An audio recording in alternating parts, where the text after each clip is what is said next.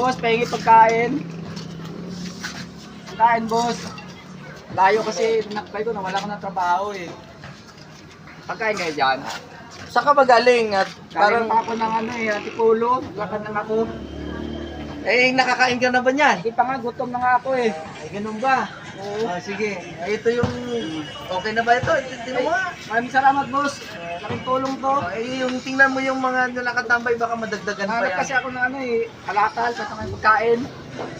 Boss, baka mayroon kayo ng saging, boss. Doon. Boss, gutom kasi ako eh.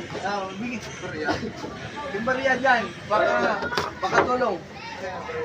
Sabi.